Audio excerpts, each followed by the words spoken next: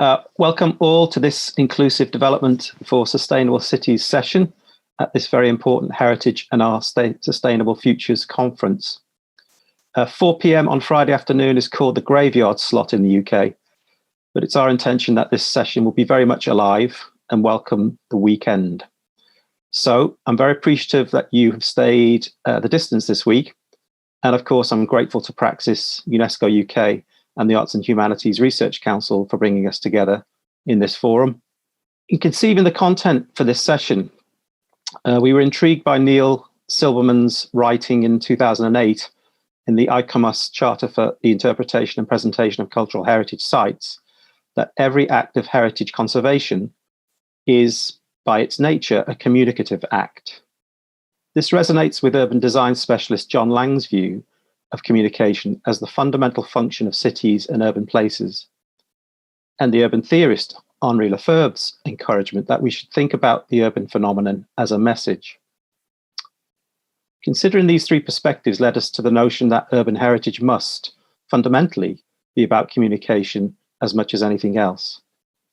We asked ourselves who controls, conceives, constructs, and communicates the meanings of heritage in urban settings. And further questions followed. How are the plurality of heritage interests represented in multicultural environments? What challenges does this present for local decision makers? What kind of research and practical actions are needed now to maximize the way heritage contribute to achieving SDG 11? Our three provocateurs today, Professor Chris Whitehead, Dr. Hayley Marr, and Grant Butterworth, will provide different perspectives on these matters, providing stimulus for the follow-on breakout groups when we'll ask you to tailor your discussions and debates to the following questions in support of UNESCO's mission for the conference. How can cultural heritage better contribute to inclusive development for sustainable cities? What policy change would you like to see on this topic, e.g. in the UK, internationally, or at UNESCO? What kind of future research and practical actions are needed? What can we do to improve partnership collaborations in this topic? Chris and Hayley will both provoke and facilitate participation in their respective presentations and breakout sessions. Following Grant's provocation, I'm pleased to welcome Professor Jane Robinson, Pro-Vice Chancellor for Engagement and Place at Newcastle University here in the UK, who will chair the breakout session, allowing Grant to contribute more freely to his own provocations. Jane has the privilege of having worked in both the university sector, where she is now, and formerly as the Chief Executive of Gateshead Council in the northeast of England. I should add, finally, that the UK base of today's speakers is purely coincidental, but I'm sure you will appreciate the multicultural dimension of what they each have to say. So, without further ado, I'd like to invite our first provocateur to take the stage, or the screen, should I say, in hope that you enjoy the session. Thank you. So I'm going to be talking briefly about a project that ran from 2015 until 2018. This was, as you can see, an AHRC Katip Chelabi Newton Fund project connected to the Overseas Development Assistance Agenda. And I put the asterisk behind after my name precisely because I'm talking about a project in which there were many participants, many partners, something like 12 staff in total over 3 different universities, 2 of which were in Turkey. So I cannot take the credit for this on my own. So I will take you through this now. This is a bit of context. So the site that we're interested in are the walls that you can see towards the top of this map here. I'm not sure if you can see my cursor pointing to it, perhaps not. But you can see that in this historic map, a 6-kilometer stretch of fortified wall that was famously breached by the Ottomans in 1453 when they took Constantinople. The bottom of the peninsula that you see here is actually to the east, so this map is a little bit misleading in that sense. So these are part of a World Heritage Site. The World Heritage Site is a multi-area, multi-zone site within the historic peninsula. There are 4 zones that were inscribed onto the list in 1985 as historic areas of Istanbul. The land walls are from the 5th century AD, although they have a quite complex sort of history in terms of additions. That's the fourth zone, and it forms the western boundary of the historic peninsula. One of the other zones is Sultanahmet and includes Hagia Sophia, which has obviously been the focus of considerable controversy recently because of Erdogan's decision to turn it from a museum into a mosque. So this is a satellite image from today, and you can actually see the walls from this satellite on the left of the map to the west instead of at the top in the as in the historic map that I just showed you, just like that. And I should mention that the walls are the World Heritage Site is not limited to the physical structure of the walls themselves. The World Heritage area includes the neighborhoods around the monument. So in terms of official narratives, there is a slight tension between two stories, if you like, that you can find within heritage presentations. One obviously is the World Heritage Site Statement of Outstanding Universal Value, which doesn't relate only to the walls, but relates to all of the sites within the historic peninsula that are included. But you can see there the OUV, particularly the bottom paragraph, the issue that it resides in its unique integration of architectural masterpieces that reflect the meeting of Europe and Asia over many centuries, the incomparable skyline, creative genius, and obviously the criteria which this fulfilled in terms of listing were to do with issues such as major events in political history, a major piece of military defensive architecture in the particular case of the walls. So those are the sorts of valorizations that take place in this context. Underneath, you can see a municipal museum, which is the Panorama 1453 Museum, which is the focus of which really is the walls. But in some ways, the point about the focus is that it's the breaching of the walls that is celebrated within this museum as part of a kind of neo-Ottomanist narrative that celebrates the conquest of Byzantium, essentially, by the Ottomans, which is very much being mobilized by the current administration. So it's a heritage of dominion that's used to shore up a claim of presence, and arguably, I would say, reinforces the marginalization of historic non-Sunni communities around the walls, including a significant Greek community, which is actually culturally linked to the Byzantine population that was vanquished. So these are the official stories, if you like, and official valorizations of the World Heritage Site. Now, the walls and the neighborhoods cohabit with considerable urban development across the 20th century. The area was subject to enormous change, including the excision of large sections of the wall and historic neighborhoods to make way for new traffic arteries. Today, some areas of the walls are in a state of semi-ruin. Others have been controversially restored as new. And a couple of neighborhoods, Sulukale and Ayvansaray, have been disastrously gentrified, involving the displacement of residents. In the case of Sulukale, the historic sedentary Roma community, which led a 2017 UNESCO mission to state that the areas no longer contributed to the outstanding universal value of the site. So this was the situation in which we sought to intervene with a community participation project aimed at understanding the multiple heritages of the walls and the neighborhoods, including things like the historic market gardening that you can see on the left there. So our approach was based on the idea that the heritage around the walls and the neighborhoods is actually plural. So we need to go, in this sense, beyond the World Heritage valorization, which emphasizes architectural importance, the official history of the conquest. And that means understanding many other histories from many viewpoints, including those from minority communities, such as Greek, Armenian, and Roma communities, among many others, as well as people's personal memories and associations and connections with the walls and their neighborhoods. And sometimes, often in fact, these are very different from the official heritage understandings. And a lot of them can seem minor or banal, to do with everyday life and not the big history of the walls.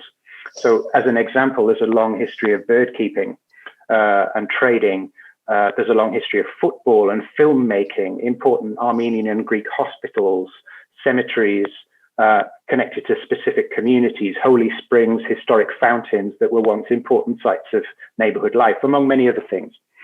So the neighborhoods are, we think, a site of plural heritages that are sometimes ignored, sometimes tolerated, and sometimes actively or tacitly suppressed. So how then can we find ways to recognize these heritages and to inscribe them in other ways? And on reflection, I would say that we probably struggle to really upend the conventional heritage narratives to understand that heritages might not articulate according to outstanding universal value or big history, but in granular relations and networks between places and people, networks that span society, ways of life, autobiographical and historical community memory, the roots through and within existence, the everyday, the habitual, and the way in which people reckon with change as well, both in their immediate physical environment and also in the wider world. And I think that's, our failure to really change the narrative in some ways. It's something that we're working on, is one of the reasons why I've called this talking to the wall. But there is another reason. So this is basically how we set about this. We have three components to the project. One of them is to walk with community members. So we undertook many walking ethnographies, very in-depth ethnographies. And this is about walking in the place as a form of exploring place memory and attachment. There's a lot of methodological and theoretical complexity to this that I really don't have time to get into. But we were inspired by assemblage theories, the new materialist turn, anthropological, geographical and philosophical takes on walking. And it's also a political gesture as well in terms of enabling participants to be experts of their own worlds, to take us on their routes, to set the agenda and to guide us. We then used design-led methods, particularly something called cultural probes, which are methods of creative imagining and working with participants to do that. So, for example, imagining dialogues with particular areas of the urban environment, taking long dead people or designing tours for long dead people, including historical figures or people's ancestors. And this was the basis for some co-produced films that we made that also figure within an app. So that's a very kind of nutshell idea of what it is that we did. So we produced these films together with participants. They are available on that website that you can see here, and they're also linked into an app that we built. Now, unfortunately, sorry, I've skipped a bit. The app only works if you're actually in Istanbul, but what this does is it offers you alternative walking tours that are peopled, if you like, and articulated and animated by these community heritages. So it involves if you like, a digital counterpoint to the official heritage narratives. And one of the other things I should say is that we made no physical intervention. There is no physical interpretation that we added to the site, and we had no mandate to do that. So the other point that I would make is that this is all based on relatively low-tech approaches. So there is no particular, sophisticated infrastructure in terms of equipment or coding or anything like that went into this, because the idea was that we should have something that might be replicated easily. So one approach then was to do this and to intervene within the heritage narrative through providing an alternative set of channels, including the app. Another was to try and influence practice. So we produced these toolkits that are very basic in some respects and very short guides to quite complex topics.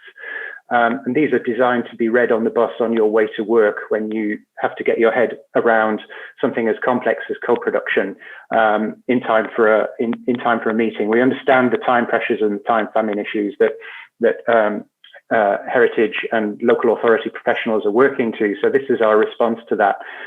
These toolkits, I believe, have had a really good take-up. We've got none left to give out. They are available on the web.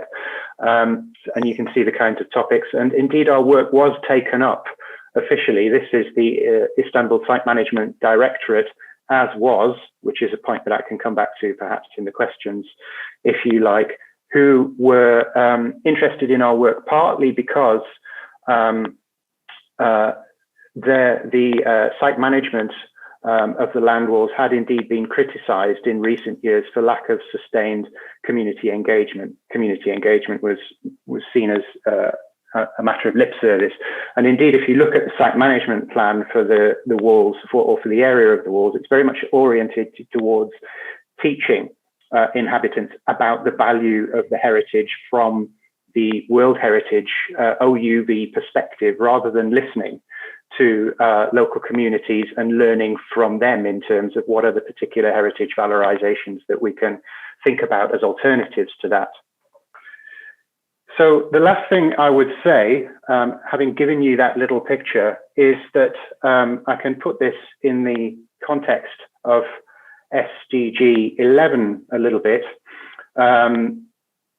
We have, in this sense, a dominant heritage narrative around an urban World Heritage site, but it corresponds poorly to the key senses of attachment to the past from local communities.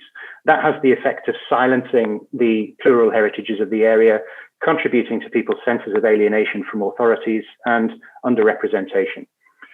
Our creative co-production with communities is one response to this, through providing official or non-official platforms, or both, for people to talk about their sense of place and place history, community memory, attachments to the past. Senses of recognition, pride, and cross-cultural solidarity can be fostered, but it's very difficult for city and national authorities to let go of their grip on the heritage narrative, which tends towards the elite, the monumental, and the grand, which is in itself encouraged by UNESCO criteria, rather than the minor, the everyday, and the granular. So authorities, I think, need to be open to decentering the usually singular dominant heritage narrative to allow plural heritages to be recognized as part of a wider project of sustaining communities. And that means changing value structures, value systems that characterize heritage management. Finally, SDG 11 mentions heritage, but it does so in an unconsidered way, I think, I would argue, that isn't particularly responsive to the points above, or what I've mentioned, or to current thinking about heritage and communities.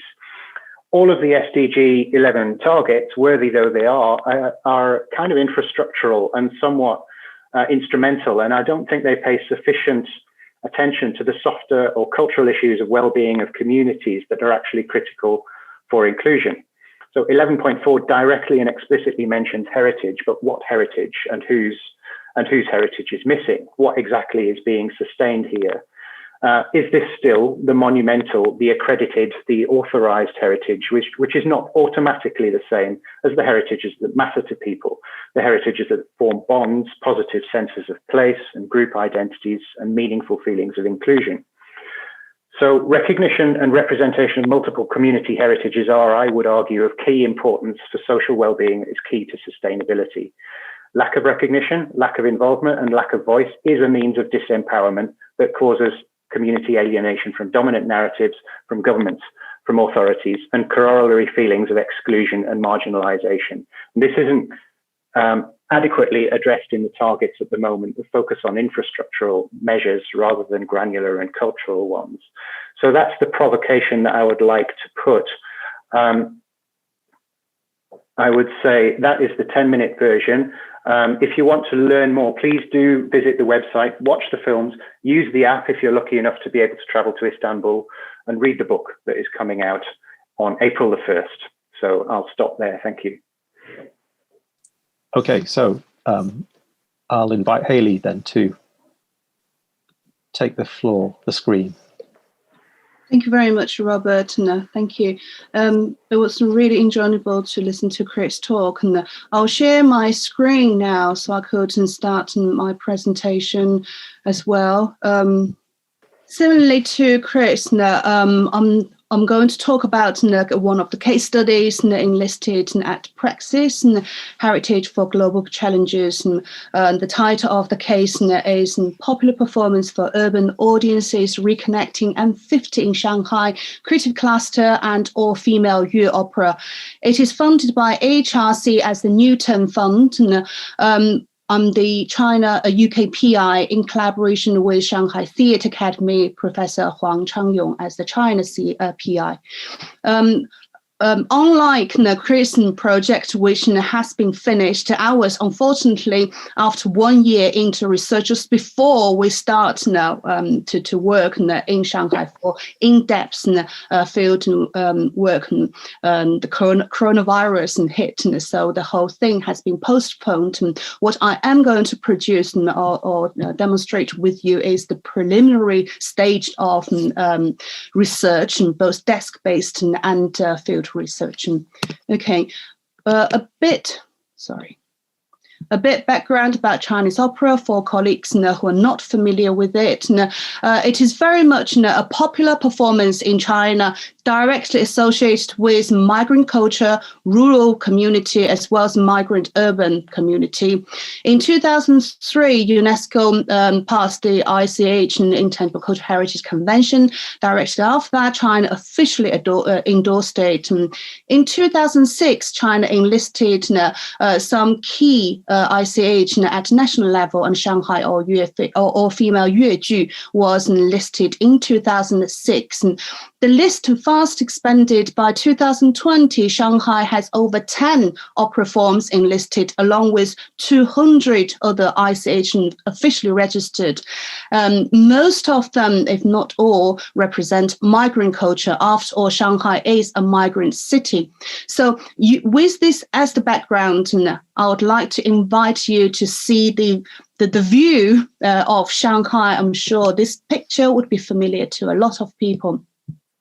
The first picture was taken before 1992, when Shanghai was appointed as the head of the dragon. That means to lead China economic reform, economic development. And the latter picture is very familiar, will be very familiar to most of you. That's the picture you would see in today's Shanghai, the skyscrapers of Pudong, the new financial headquarters of Shanghai. Very clean, very grand, spectacular. Okay, let's just trace back a little bit. Now, also, we have M50 creative cluster, the first in Shanghai and one of the first in China. And now it has become just like the landscape of Pudong, the financial headquarters has become the site to attract not only tourists, but also middle-class visitors for arts cluster purposes. Behind that, what is well hidden is a very much community background and a history that has very much forgotten. M50 was based on textile industry, was one of the textile mills turned in a creative cluster. When textile industry first rose in China in the late 19th century and early 20th century, it has fast developed on the back of female migrant workers. And actually, China textile industry is regarded as the mother industry of China. Most of the migrants came from Zhejiang province, the neighborhood, as migrant workers. At the time, they only had two options. Most of them, one is to work at the textile industry. Another is to sing Shanghai Yue Opera in Shanghai. By the late 1940s, so we have the community girls moved together to Shanghai. One group start to sing, start to perform for their own community. And the migrant workers, textile workers, and because of the financial situation, they were able to support the singing group. And by the end of 1940s, what we see was the first Chinese female working class art form, Shanghai Yueju Yue Opera, and also the most popular, second most popular entertainment form in Shanghai. Okay, so that's the background. And 1950s, under Mao's era, there was a huge expansion of industry expansion nationally for textile industry as well as Yue Opera. Unfortunately, what that meant is by the late 1990s, Shanghai was very much heavily burdened with the workers as well as the industry sides.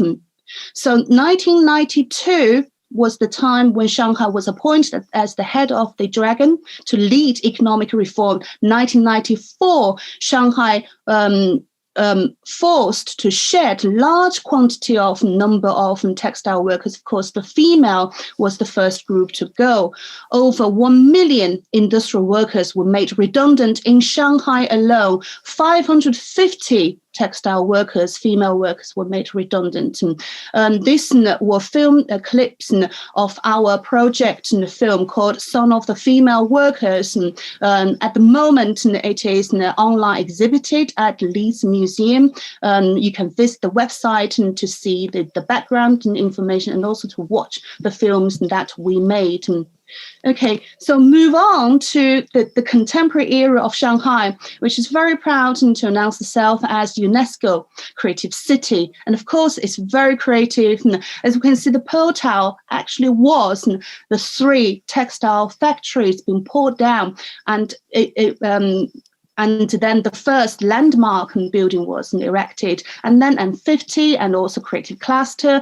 Just if you have ever been to M50, when you have completely lost yourself in the middle of nowhere at the corner of M50, you might just find this mural with textile workers and female workers painted on it. But it's very, very difficult to find. And there's virtually no trace of the past history. In 2020, just when Shanghai had relaxed with the COVID, and we managed to launch the initial field research. We conducted field research at M50, asked over 150 visitors of their views of M50. And apparently over 44% of them believed they enjoyed the cultural, artistic atmosphere of M50. And 62% said they didn't know they didn't know the site was, before Creative Cluster, it was a textile mill. Then we tried to ask them the connection between Yue Opera and M50. And our 50, when we asked, have you heard of Shanghai Yue Opera? Yes, and that's the answer, 57, because of national development.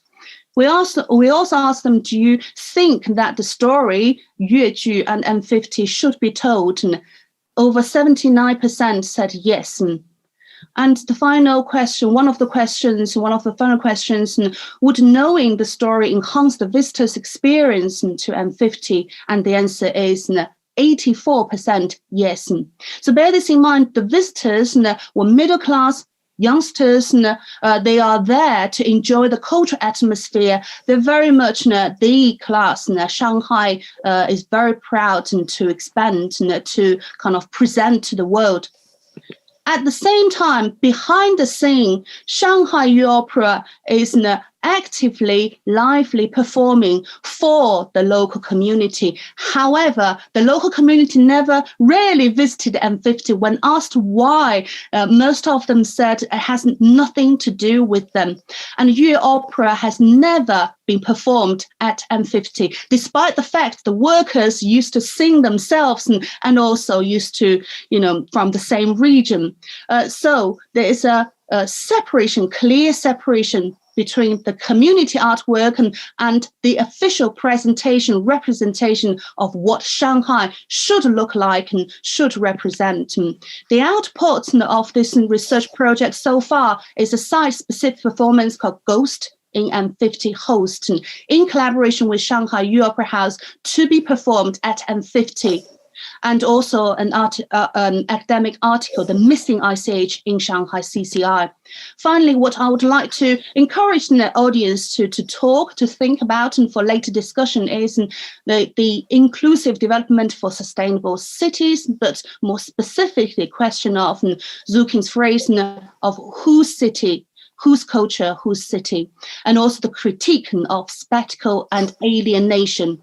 And last but not least, UNESCO's Hangzhou Declaration to encourage us to promote culture as the key strategy in addressing the world's most pressing developmental issues, such as sustainability, poverty, and social inclusion. And that is real for every one of us. And thank you very much. And that's the end of my presentation.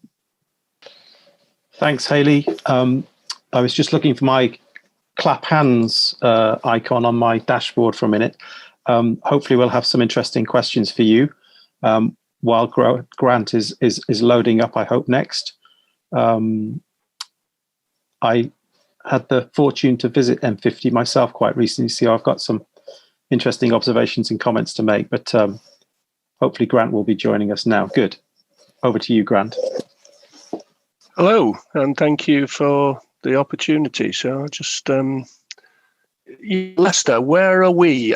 Very pleased to be talking to such a global audience today. I was very tempted to try and use this as a slot to get you all to come and visit Leicester, but I'm not going to do that. I'm going to resist that temptation because I think probably what's most interesting about Leicester for me is the story of its people, and I guess that ever-changing story of its people. So I've resisted the temptation to show you lots of pictures of Leicester, but we're a 2,000-year-old city, lots of history, lots of heritage, but I think actually the story is what I wanted to concentrate on today. So I'm the head of planning at the City Council, and I think it's a really interesting time in the UK at the moment. Nationally, I guess we're in a real state of challenge and flux. I mean, the Black Lives Matter campaign has really taken hold, and actually the picture on the left there shows some students, young people in Bristol, offended by that statue. And that was quite a famous incident which generated, I think, quite a lot of passion locally and nationally. What's interesting on the right-hand side of that picture is the government's recent response. So this is a quote from the government. They're calling those people a baying mob. And the government are actually saying that we need to protect our statues and we need to require planning permission for anything that maybe removes heritage. And that's an interesting, I guess, national context, particularly very disappointed by Britain leaving the European Union. So again, I think we're in quite a confused state nationally. Locally, however, I think the picture is a bit more positive. Leicester's a fascinating place, got a fascinating history, and it's actually it was a globally significant history. And I think I'm very interested in some of the parallels already drawn today, because actually part of Leicester's story was very much about textiles. Leicester, following on the Industrial Revolution, we used to shoe and clothe the world. And we were, I guess, a really significant and very, very rich city that was built upon that commerce and that global role. But that local confidence has been up and down since. And again, I'd like to just explore that story as we go through today's conversation. So Leicester actually is a very diverse city. It's quite well known in the UK as being the first non-white majority city. And again, these two columns here give you an indication of the diversity of the city in comparison to England. So we're a very, very diverse city. And actually, I'm convinced that that's actually part of Leicester's significant strength. And I think the strength and the enjoyment of that diversity is interesting, but it does present some interesting questions about heritage and heritage in particular.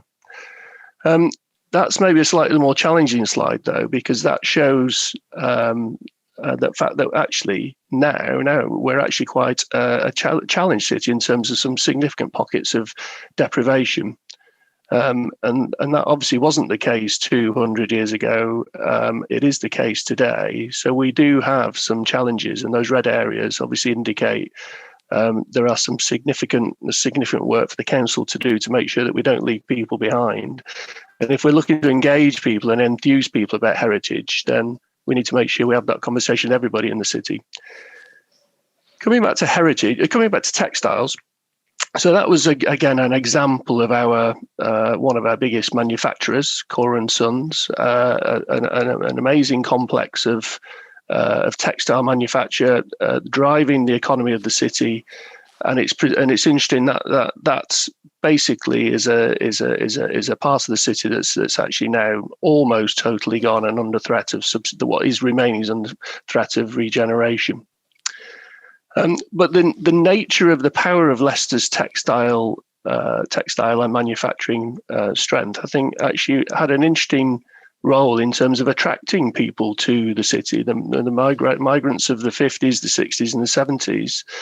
Part of that attraction, I think, was that Leicester was known, and Leicester was known as a place of opportunity. And again, the story of how Leicester's population has grown and changed, I think, is the interrelationships with our industrial heritage and our economic past is a really fascinating story.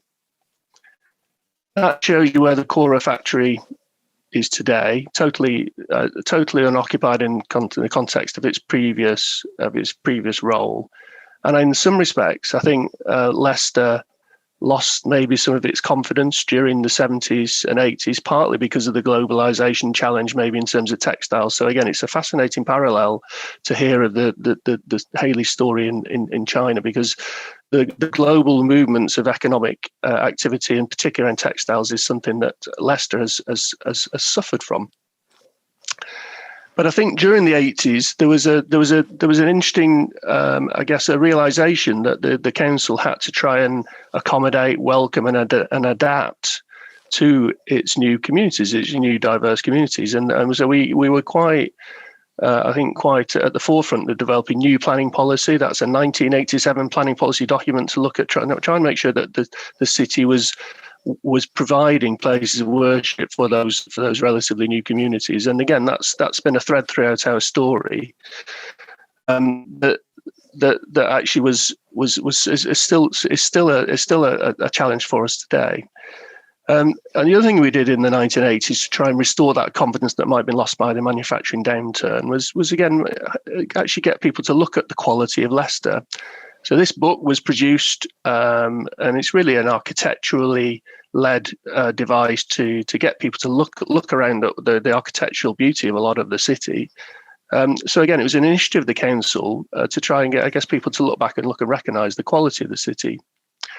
So I'd like to bring you forward about 30 years to today. So we've got a city mayor, an elected city mayor, Sir Peter Soulsby. This is from his website, and I think it's quite interesting that he chose to be photographed in front of images of historic Leicester. The city mayor really cares about the history of the city, and he's really keen to try and develop a shared ownership and a shared understanding of how we value our heritage and how we develop it and how we build on it. So we've got a whole range of actions, partnerships, really significant and good examples of improving our heritage and again promoting our heritage.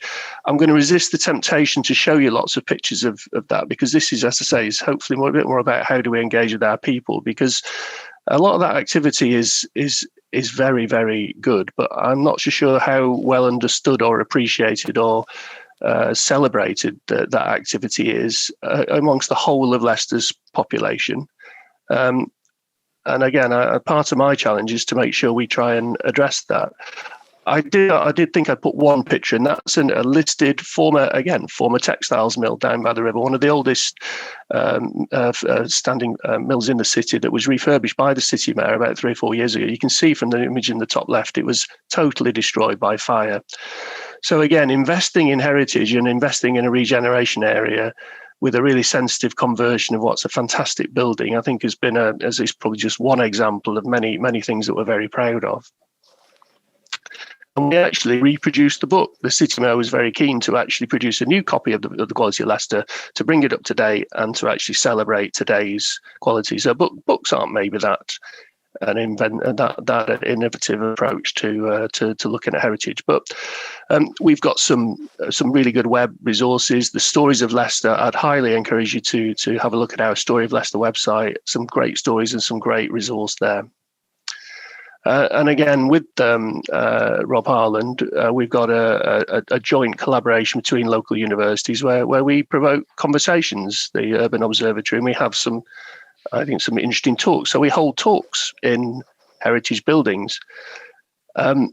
Fantastic locations, fantastic talks. But if you look at the people in the audience, in general, they I think the majority there are maybe not that representative of the diversity of Leicester. They're relatively old, middle class, white people in the main, and that's another picture. It's great to have full full lectures and people engaging. But my challenge, I think, is to try and how do we engage with everybody? How can we improve?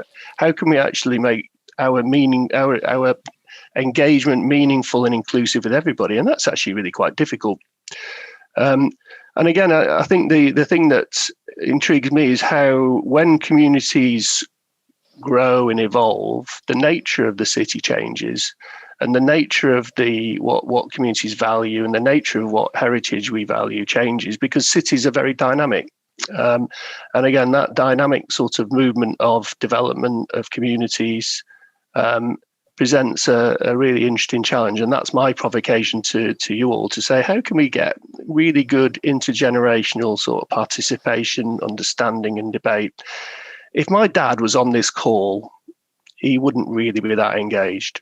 But again, I think there's different perceptions and different views in terms of how can we do this better. So I've got a few thoughts.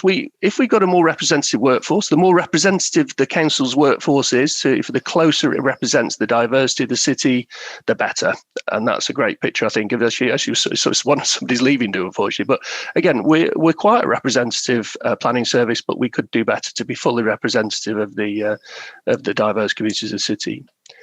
The other thing I think we are doing well is actually engaging people actively, active promotion and active engagement, and actually getting people to maybe appreciate some of the heritage values and the heritage assets of the city in the form of fun and entertaining activities. And I think we've had a program of work that really has made huge impacts and brought people to our heritage area. That's the part of the most historic part of Leicester. Great active participation. And we've also promoted some quite controversial things such as graffiti, and actually we have a Bring the Paint festival, and that challenges that brings a liveliness and a vibrancy to some very historic parts of the city, but actually does challenge some of that heritage protection. But again, I think there's some fantastic things there that we've done. And the engagement in terms of actually trying to bring children into things like the Draw Your City event actually brings in their parents. And again, I think we've had some good success in terms of bringing people to celebrate the city and help us plan for the future of the city, help us decide what's important, what heritage is important to retain and cherish and value.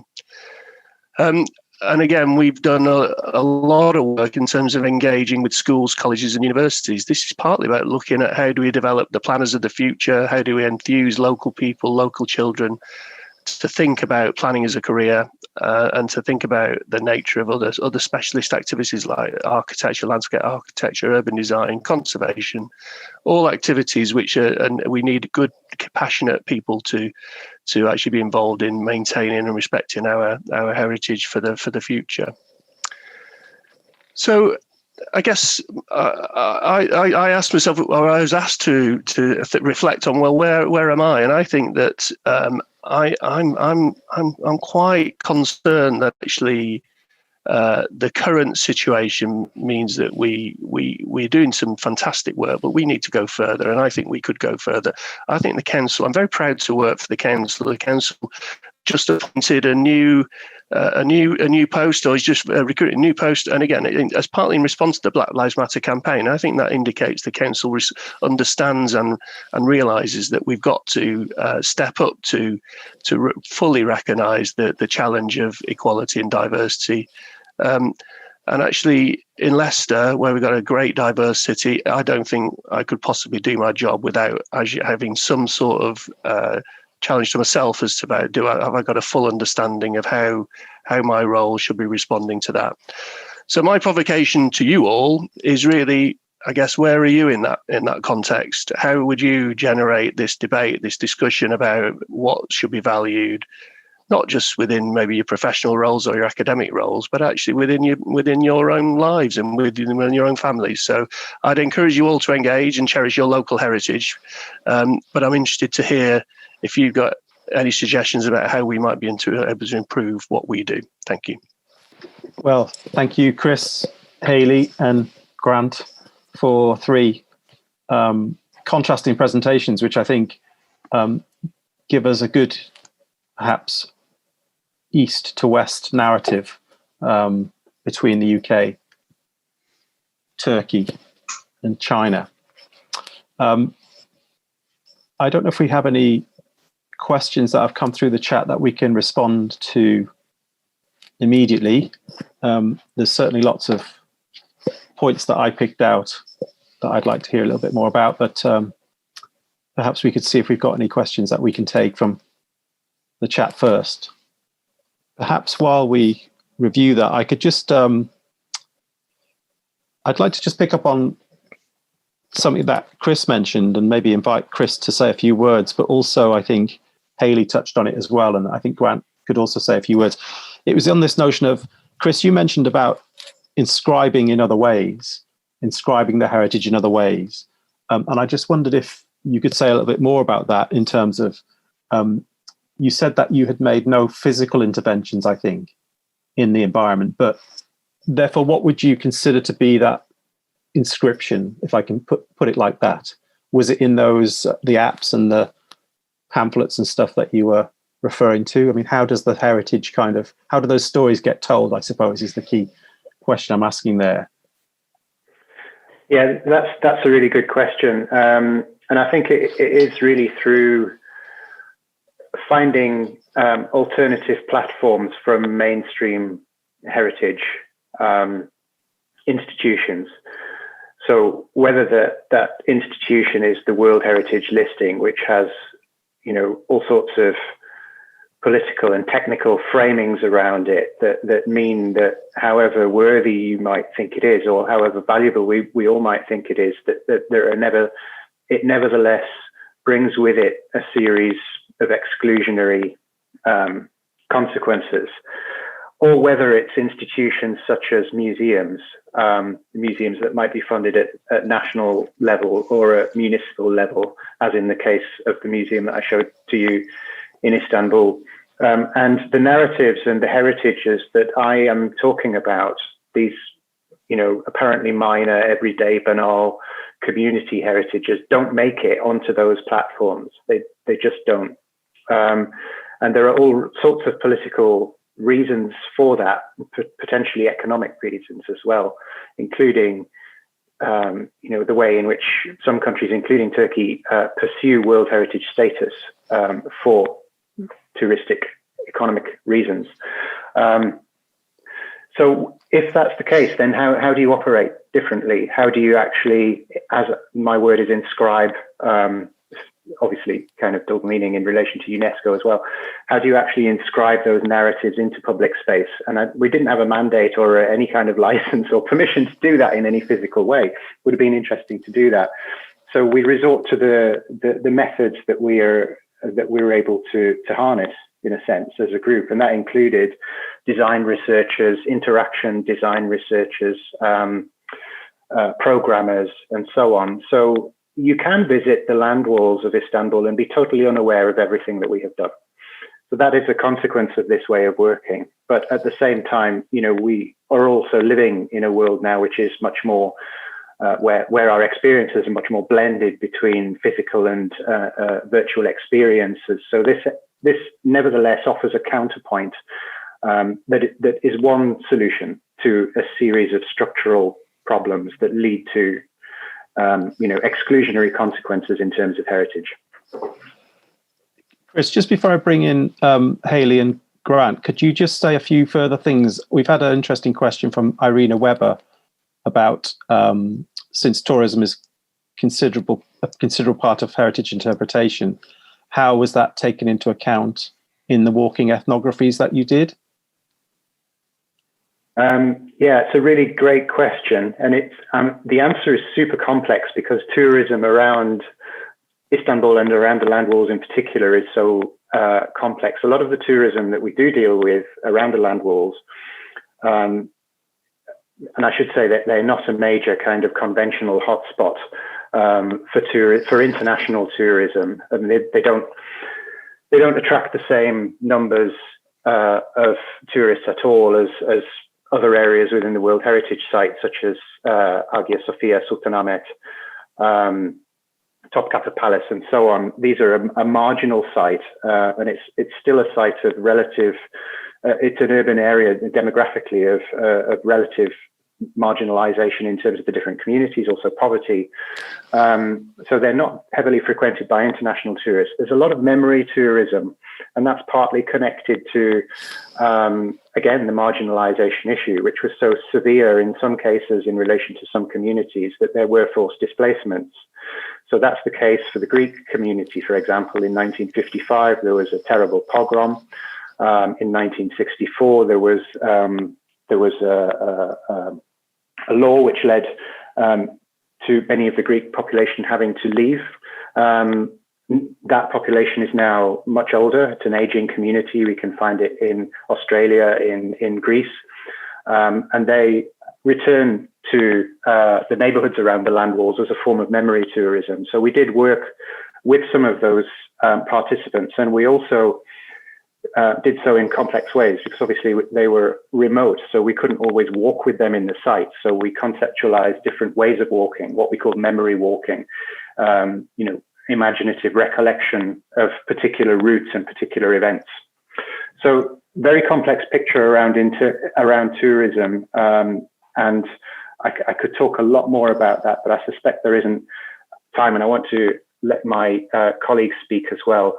The last point I would say is that the tourist infrastructure is deeply connected to overseas development assistance drivers, because part of that is connected to the desire to enhance and boost the local economy. So, there are also political drivers in terms of the international aid agenda here that are going on, but they are not always in harmony with the needs of local communities. So that's another provocation that I'll put there now. I don't have time to expand on that, but I hope that gives some kind of response to the questions.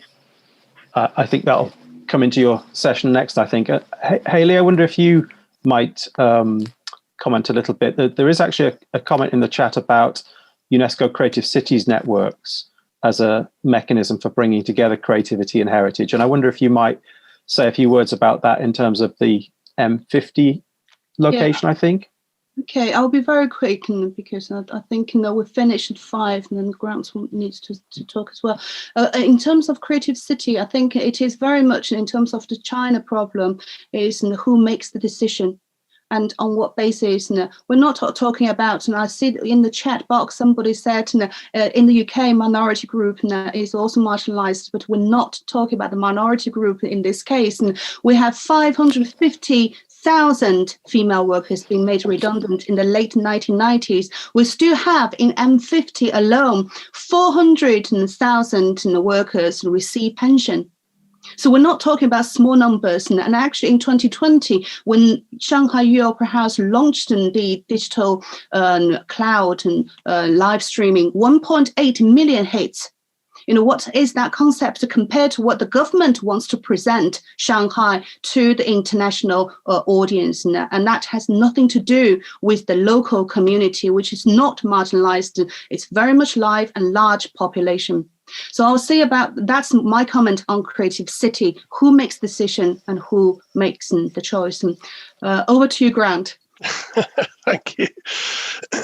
Well, just 2 quick points, really. In terms of inscribing, one of the most successful things that I think we've done is we've had a program of heritage panels, which actually are very, very accessible, very well designed panels which interpret the heritage, the buildings that you're looking at, and they are themed by stories.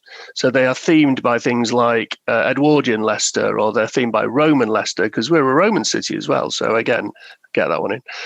So actually the physical translation, so you can stand and look at the building, the panels in front of you, and there's about 200 of these across the city, and they're great. So that's just maybe 1 point. I'm just interested in picking up from Cornelis's comments about how should diversity in cities be defined through either cultures and ethnicity. I think the story aspect cuts through that. I think the stories are interesting. They should be interesting to everybody, and because they are the stories of the place. I guess the point I was trying to draw out is the stories of the place change over the years, and the stories and the people change. And I guess it's how do you try and capture that moving picture? Because our appreciation of heritage and our evaluation of heritage is really, really dynamic. So I guess that's my quick response. Okay, some of these points I'm sure will follow through to the follow-on sessions. So I think we are at about 5 o'clock now, and probably we should think about breaking out. If I'm not mistaken, Francesca, I'm just conscious of time. We can continue to pick up on some of the questions that are in the chat during the breakout sessions, and then perhaps when we come back. So is now a good time, Tilly and Francesca, to move into breakout sessions?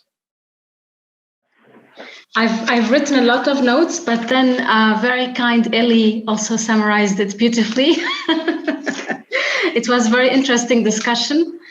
First was the fact that sustainability is dynamic, and urban heritage is not sustainable because we create heritage daily, not to mean to protect or preserve it. So what should we sustain? Then also challenges in cities relate to social cultural issues. So there are segregation through urban management and individual preferences. We also talked about need a cultural heritage that focuses on people, more on people than that create the dynamic heritage. Cities produce large, I forgot the number, I think 70% of CO2. Apologies if this is incorrect. And then there was also interesting talk about decision making. There was Stephanie from Nepal shared that once heritage is restored, you can choose to what to restore, what not to restore, what to hide, what to keep. And this is also is dependent on policies and decision makers.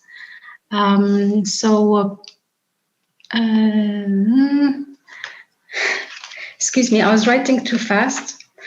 Again, heritage is dynamic and we should see it plurally. Oh, and there was also very interesting, I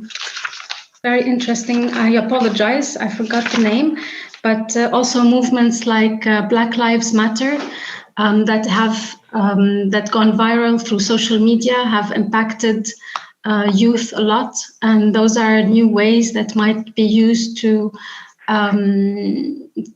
could be used to improve heritage, sense of belonging or protection.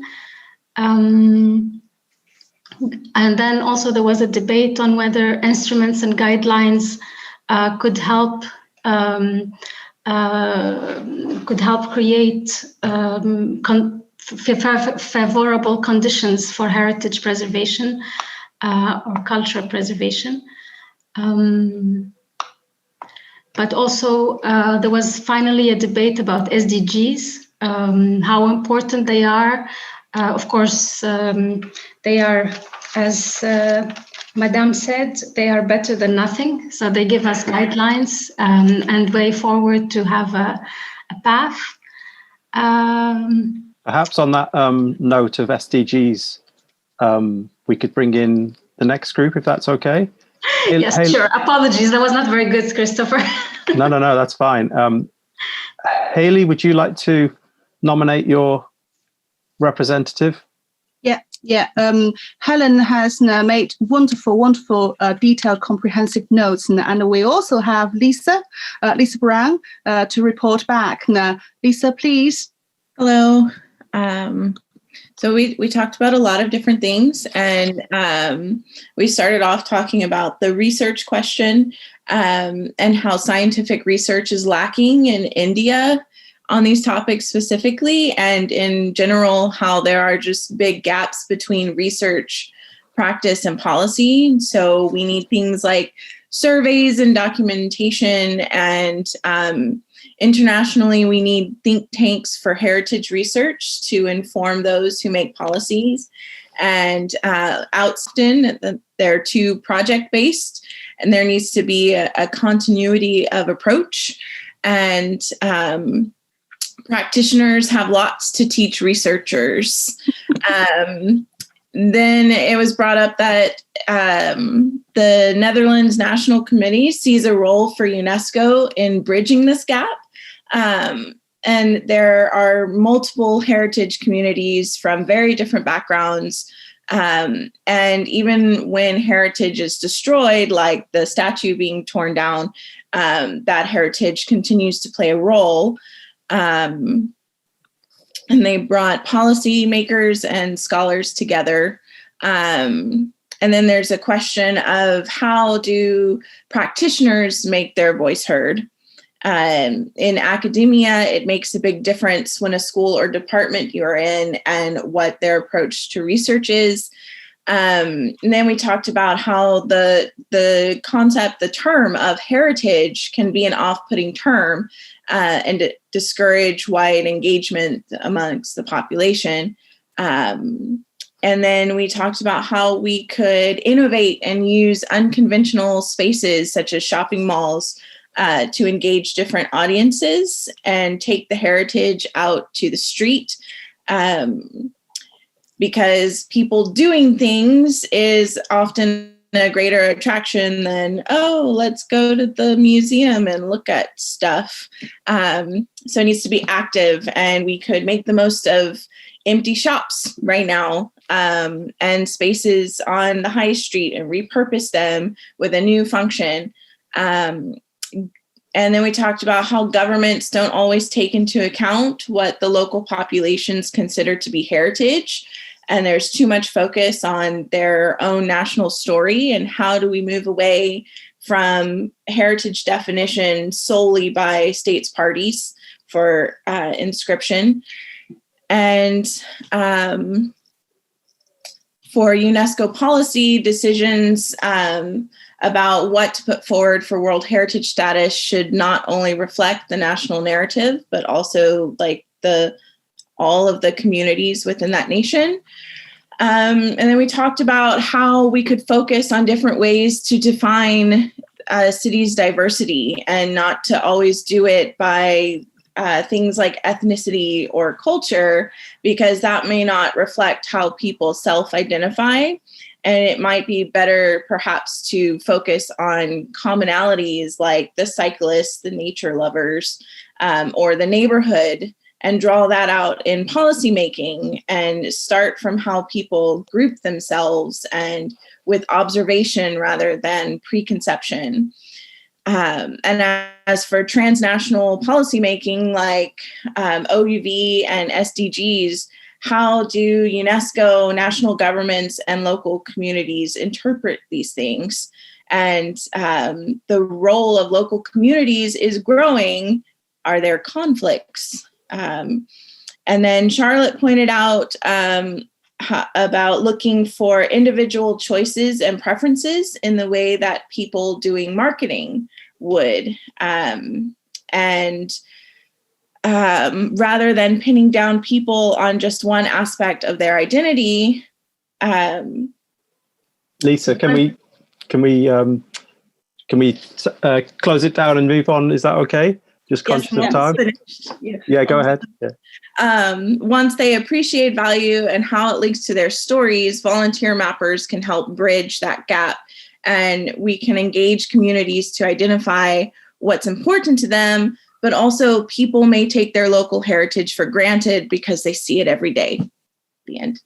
Great. Thank you, Lisa. I'm just curious about your comment about empty shops, because I imagine Grant would have a lot to say about that, but I'm not even going to allow him to do that. So, but Grant, could you say something about the group you were in representing? Yeah, sure. We had a really fascinating discussion. We started off by dismissing the first question as being too big and complicated. We then moved into policy. but actually moved very quickly on from that into actually a lot of what we were doing at Leicester was about trying to build on opportunities and respond to opportunities. So that led us to, I guess, a discussion about stories. And the stories point, I think, seemed to resonate with quite a number of people. But we then diverted into quite an interesting discussion on memories, and memories, because memories actually can be both positive and negative, whereas I guess the stories tend to be generally more positive. And there's a challenge there for people in authority to manage the negative stories, the negative memories, but they are valid, and they are elements of our heritage that we need to we've absolutely got to recognise. And so that led us into politics. We came back to politics on a number of occasions. And I think there was a number of comments about, I guess, the mistrust of politicians, and actually who owns the heritage, whether it's the government, and actually minorities and or communities and different ethnicities maybe value those. So they value in those community-based, I guess, approaches to look after and nurture and look and own those assets. Assets is a bad word. We're actually, because I guess there was some feeling that the government won't necessarily get that right because of the political aspects of it. So, and that I guess drew us into some conversations about holding governments to account. And actually, there was quite a positive theme of how, when we work outside of maybe the more traditional approaches, where we co-create, I think, where we co-design, where we're creative, where we enact things together, these are all, I guess, activities that are actually quite intersectoral. They're not from one particular perspective, and I think that felt to me to be quite a nice place to conclude. And actually, Jane used the word place. A lot of the governmental and a lot of the work that we're doing in the UK is actually become much more place-based, and I think, that place, that ownership of place, and actually that place is actually something that should be owned by everybody. Nobody's owns it. Everybody's got to own that in a way that they feel is important and accessible to them. So it was a really interesting conversation, which could have gone on for quite a lot longer. Despite this being the graveyard shift, I really, really enjoyed it. Thank you. Thank you, Grant. Thanks, everybody, for feeding back. We do have a little bit more time, I think 4 minutes to be exact. If anybody would like to make any final comment before I hand back to our Praxis organisers, then either put it in the chat or maybe speak up briefly. I would like to thank Praxis and UNESCO UK, and also AHRC for providing us with the opportunity to come together and speak about these various issues. There, as Grant said, there's such a lot of richness in the conversations.